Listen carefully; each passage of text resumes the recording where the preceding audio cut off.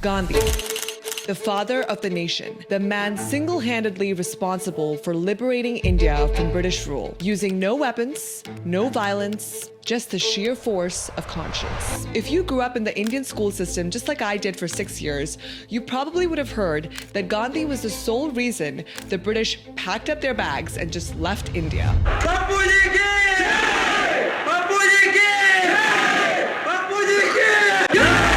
His image is everywhere. Every Indian currency note, statues on nearly every continent, streets and boulevards named after him, all the way from MG Road in almost every Indian city to Gandhi Boulevard in New York to Calzada Mahatma Gandhi in Mexico. When I head to my morning workout session, I also run into a Gandhi statue. So here's the question.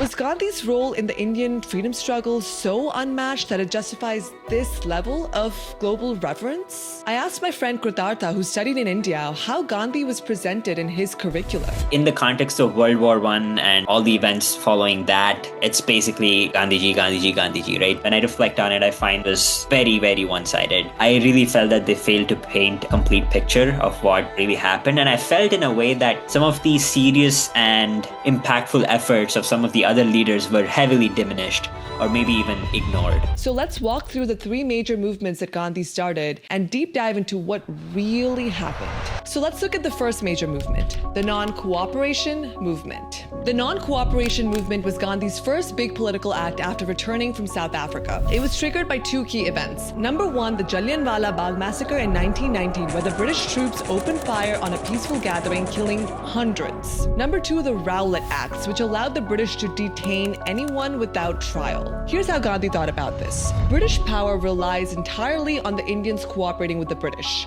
So if you withdraw that cooperation non-violently, the empire should grind to a halt. So what does that look like? Boycotting British-run institutions, courts, schools, products, and government positions. Promoting Swadeshi or self-reliance through hand-spun khadi. Now what does that mean? So khadi is homemade cloth, which is spun by hand using a spinning wheel or a charkha. Since the British had destroyed India's indigenous textile industry and were forcing Indians to buy British factory-made cloth, Gandhi urged all Indians to start making their own cloth and resist British domination.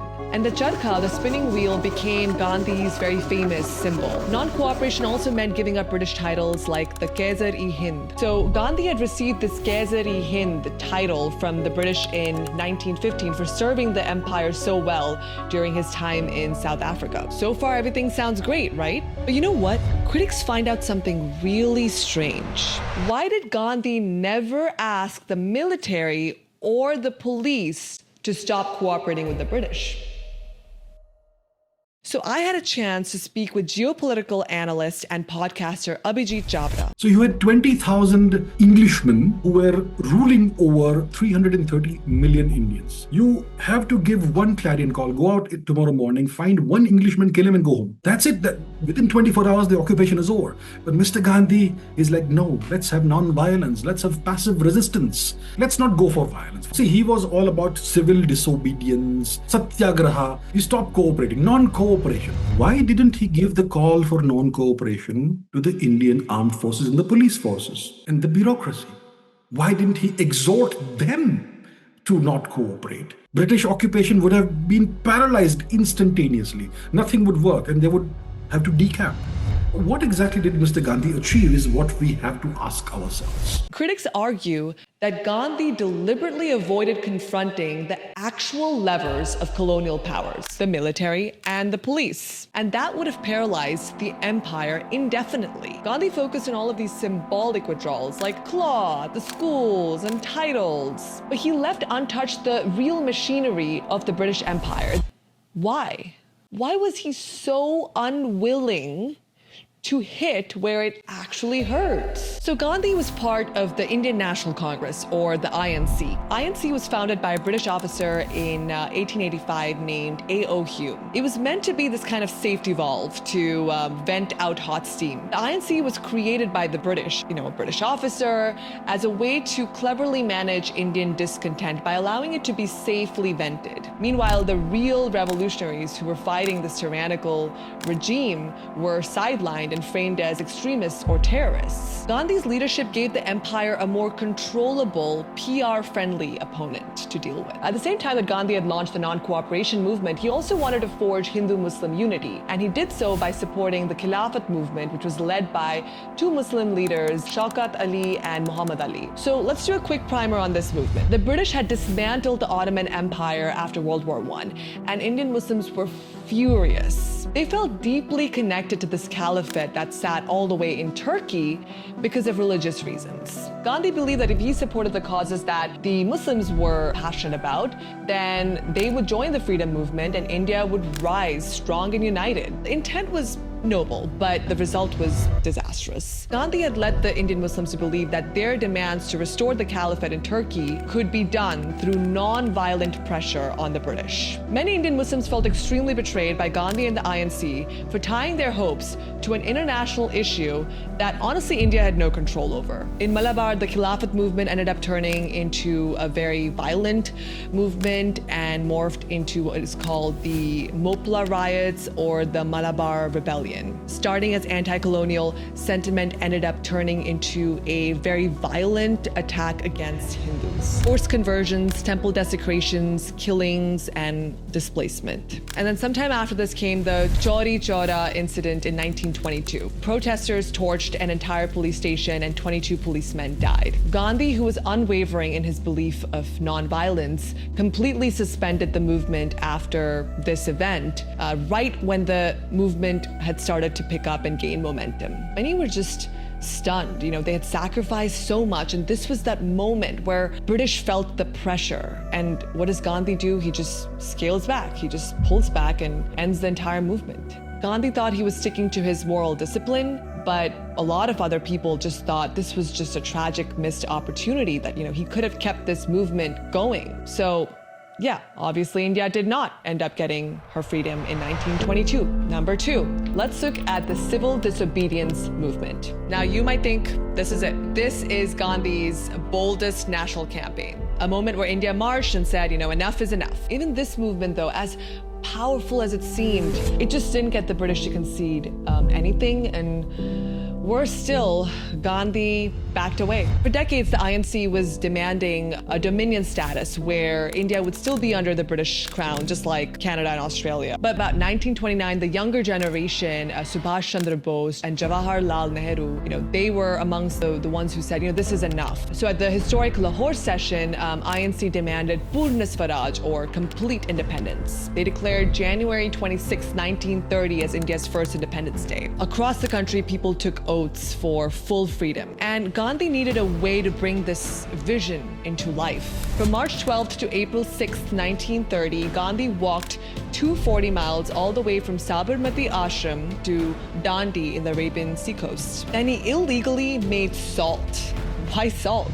It was something that every Indian used, rich or poor, and the British taxed it mercilessly. That symbolism was brilliant. This movement really caught fire. People across the country, they made salt illegally. They refused to pay taxes to the British. They boycotted British goods. Women joined in large numbers. Students walked out of government-run schools. The British obviously cracked down on them quite hard. There were brutal lathi charges. Tens of thousands were also arrested, including even Nehru and Gandhi. So here's what you might not actually know. There was no shift in British policy. There was no real reform. After months of protests, Viceroy Lord Irvin, who was the king's representative and the highest authority in British India, agreed to meet Gandhi. And this led to the Gandhi-Irvin Pact. Gandhi agreed to suspend the civil disobedience movement and agreed to attend the Second Roundtable Conference in London. So what did Gandhi actually give up? He dropped the demand for complete independence in the short term. No promise was made to end the salt tax for everyone. No assurance of constitutional reform or power sharing. Many leaders, especially the younger ones, were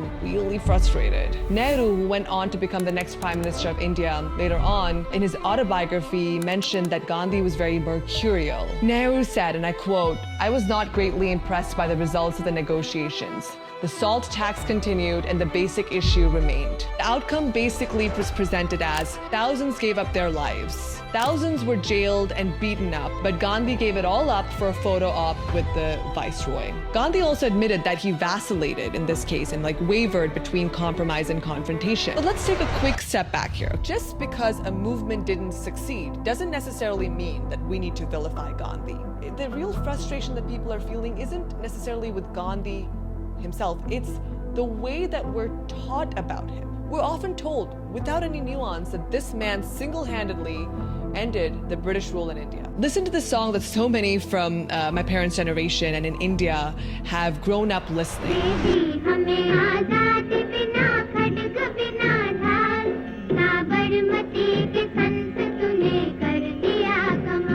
Now you see how much Gandhi was revered even in music. And people later on learn the gaps in the story. They don't feel surprised, they just feel misled. And that's where that resentment really comes from. It's that the textbooks have turned Gandhi into this flawless savior. Obviously, Gandhi did have this ability to inspire masses. I'm not going to deny that. He could awaken people's political consciousness across caste, gender, and class like no one else. But what he lacked was that ability to convert that influence into beneficial outcomes. He could spark a movement, but he couldn't sustain it. He could bring people to the streets, but he had no idea what to say on the negotiating table. In many ways, Gandhi was a rabble-rouser, but he wasn't a political finisher. And recognizing that, it doesn't dishonor him. It just makes space for the so many other people, the forces, and the pressures that led India to her freedom from the British. Let's go ahead and look at the third movement, which is the Quit India movement. We're looking at 1942 now. The world has changed. The Second World War is at its peak. Japan had taken over Singapore and Burma, and they were now headed straight towards India's eastern border as well. The threat was real. The British too were stretched quite thin. The British Empire was being bombarded in all directions, their resources were stretched thin, and their empires were spread across so many countries. It was in this context, in this moment of crisis and chaos, that Gandhi decided to launch the Quit India movement. This was his final call to mass action. The message was simple: do or die. India must end the British rule now, not after the war. The All India Congress Committee, which is basically the executive leadership team of the INC, passed the Quit India resolution on August 8th, 1942. But not everyone was convinced that it was a good idea. Maulana Azad, who was the president of the INC at that time, warned against the timing. He feared a very harsh backlash from the British and no room to negotiate. The British was fighting a huge war right now. They were not in that mood to give concessions to the Indians. Outside the Congress, there was B.R. Ambedkar, who was a constitutional and social reformer. He took a much firmer stance. He called this movement a betrayal during wartime. He said that it could sabotage the Allied war effort and really destabilize India. Literally the next morning after this movement was launched on August 9th, 1942, virtually the entire Congress leadership was arrested by the British. Gandhi, Nehru, Azad, basically a lot of them. Gandhi was imprisoned at Aga Khan Palace in Pune under house arrest. Now, with the whole Congress leadership in jail, this movement had no central command. But the streets actually ended up erupting anyway. Across India, students, workers, and citizens, they all took to the streets. Some protests remained peaceful, but others didn't. There was a lot of violence, completely against the intention of Gandhi. Railway lines were sabotaged, telegraph wires were cut, police stations were attacked, government offices were burned. The British responded with absolute full force here. Tens of thousands were jailed. Entire villages were bombed in Bengal and Odisha. Thousands were killed in crackdowns. Without any leadership, this movement was just chaotic. It lacked coordination, no clear goals. Even Nehru, who was in prison at the time, later wrote about how painful it was to see decades of preaching nonviolence unravel so quickly because of the absence of direction. What did Quit India movement actually achieve? Politically and strategically, not much. The movement was crushed within months. The British held firm throughout the war years. Gandhi was released from the prison 2 years later in 1944, and by that time the movement had completely fizzled out. There was no breakthrough. There was just no path to independence that came out of this Quit India movement. Gandhi's movements awakened the nation, but they really didn't end colonial rule. So what did? Let's look at what actually changed after 1942. The Indian National Army, or the INA, led by Subhash Chandra Bose, showed that 2.5 million Indian soldiers in the British Army could be turned against the empire. There was a Royal Indian Navy mutiny in 1946 that absolutely terrified the British. It goes back to that same point I was making, is that if Indian troops revolted, There's no way you hold on to India. Of course, post-war Britain was also very broke and they couldn't afford to hold this empire anymore. Within months of the naval uprising, the British cabinet mission agreed to negotiating a transfer of power. The British did not leave because of a non-violent, non-cooperation or civil disobedience movement led by Gandhi, as you're often taught in schools. They left because they did not have a loyal army or navy that they could beat to submission. This is kind of funny to think, but if Gandhi was born in today's day and age, we would actually have called him an influencer. He was larger than life. He gave hope to people. He made ordinary Indians believe that they had the power to bring change.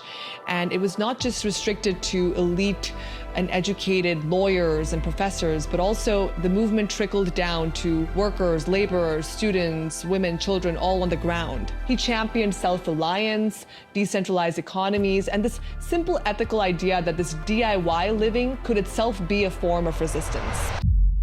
Here's the risk. When we flatten history into tales of saints and villains, when we make one man the hero of a freedom struggle that spanned generations, we end up erasing the others, the ones who fought with fire, not slogans, the ones who died in prison, who were exiled, silenced, and forgotten.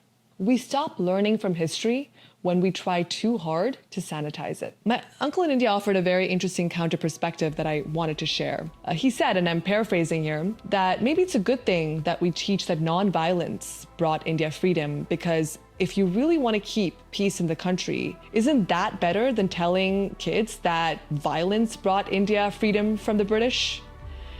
And that really made me pause. Do we tell our history to inspire harmony or to reflect reality? Are we supporting a fictitious history just for keeping peace? Can people not handle the truth and keep peace at the same time? Well, I'll leave you all to ponder about it and let me know what you think about Gandhi's legacy in the comments below. If you found this video interesting, I would really appreciate it if you liked, shared, and subscribed to Samyu Speaks. And if you'd like to see more of such high production quality video posted more frequently, do consider donating to me. I'll leave a link in the description below and I would really, really appreciate it. It would really go a long way in helping me continue and grow this channel. Thank you. See you in the next video.